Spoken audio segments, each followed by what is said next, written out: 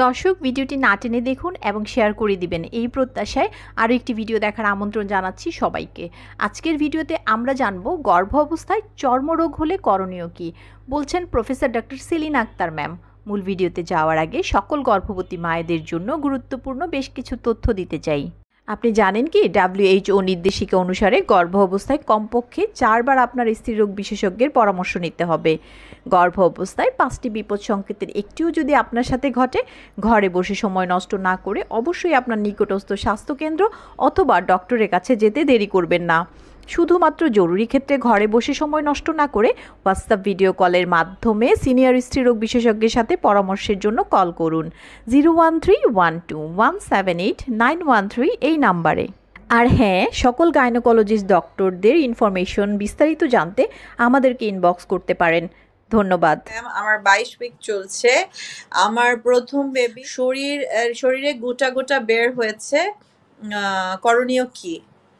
আর আপনি বলেন যে শরীরে কিছু উঠেছে আপনি মনে করছেন আর কি। হ্যাঁ, তো এই সমস্ত ক্ষেত্রে আমরা যেটা চিন্তা করি, অনেক সময় প্রেগনেন্সিতে কিছু স্কিন ডিজিজ হয়, সিম্পল স্কিন ডিজিজ, আবার স্ক্যাবিজও হতে পারে, আবার অনেক সময় লিভারের এনজাইম গুলো বেড়ে গিয়ে সেখানে কোলেস্টাসিস হয়, যার জন্য শরীরে অনেক ইচিং হয়। তো যেই কারণে ইচিং হোক না কেন, স্কিনে যদি আপনার মনে হয় যে কোনো সমস্যা অথবা স্কিনে কোনো কিছু দেখতে পাচ্ছেন আপনি ভিজিবল, তাহলে অবশ্যই আপনি আপনার যে গাইনি ডাক্তারকে দেখাচ্ছেন তার সাথে কথা বলুন। সেই জিনিসটা কি এটা দেখতে হবে, কারণ স্কিনে যদি কিছু হয়ে থাকে সেখান থেকে ইনফেকশন হলে কিন্তু সেটা পরবর্তীকালে মারাত্মক আকার ধারণ করতে পারে এবং সেই ইনফেকশন কিন্তু বাচ্চার শরীরে চলে যেতে পারে।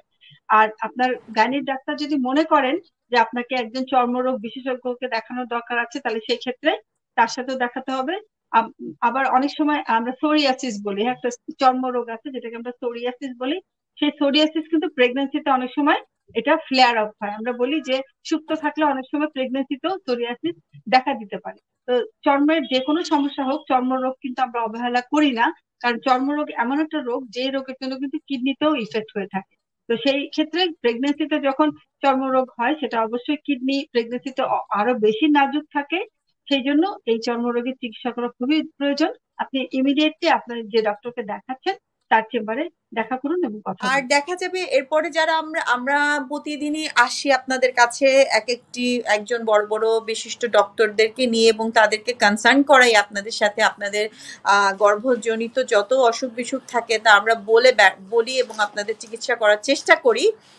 তো সেই সব অসুখ বিসুখ যাদের হচ্ছে না এবং যাদের ভবিষ্যতে হবে, বা এই সমস্যার সম্মুখীন যারা এখন হচ্ছেন না কিন্তু ভবিষ্যতে যখন গর্ভ অবস্থায় আসবেন, সবই তো সমস্যা না, কিছু কিছু কনসার্ন আছে, কিছু কিছু জানার বিষয় আছে, কি খাবো, বাচ্চা নড়ছে কিনা, এগুলো যারা এখনো জানেন না তারা যেন জানতে পারেন। সেই জন্য যারা দেখছেন, যারা সবসময় কমেন্ট পাচ্ছেন, আমাদের মাধ্যমে যারা উত্তর পাচ্ছেন, উপকৃত হচ্ছেন, তাদেরকে অনুরোধ করব যে আমাদের এই লাইভগুলোকে শেয়ার করতে, টাইমলাইনে রেখে দিতে, ইনবক্সের মাধ্যমে লিঙ্কগুলো আরো ভালো অনেক বড় পরিসরে জানিয়ে দেওয়ার জন্য। এছাড়া লাইক কমেন্টস দিয়ে সবসময় কটসেলের সাথে যুক্ত থাকার জন্য আপনাদেরকে সবসময় অনুরোধ করব।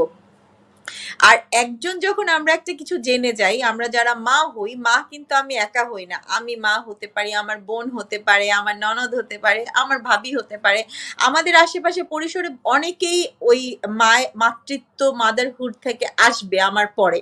তো তারা যাতে এই সকল সমস্যা একটি লাইভের মাধ্যমে আমরা মোটামুটি গর্ভকালীন প্রথম ডে 1 থেকে, ডে 1ও না, অনেকে আবার জানতে চাই আমি গর্ভাবস্থায় যেতে চাই, I want to be a mother, আমার এখন কি প্রসিডিউর করা উচিত, এখন থেকে আমার কি ক্যালসিয়াম খাওয়া উচিত নাকি আয়রন খাওয়া উচিত নাকি, কোন সময় আমাদের এখন মিলন করা উচিত, কোন সময় করা উচিত না, সবকিছু আমরা প্রিভিয়াসলিও বলি। তো একটি লাইভের মাধ্যমে আসলে একটি মা হওয়ার প্রথম স্টেপ থেকে, মা হওয়ার ইচ্ছা থেকে শুরু করে এবং মা হওয়ার পরে সে কতদিন বাচ্চাকে ব্রেস্ট ফিড করাবে, ব্রেস্ট ফিড অবস্থায় সে কতদিন কি কি মেডিসিন নিবে, এবং মাঝখানে তার টিটি টিকা, ভ্যাকসিন, করোনা ভ্যাকসিন, প্রত্যেকটাই আমরা মোটামুটি একটি লাইভের মধ্যেই কিন্তু কাভার করি।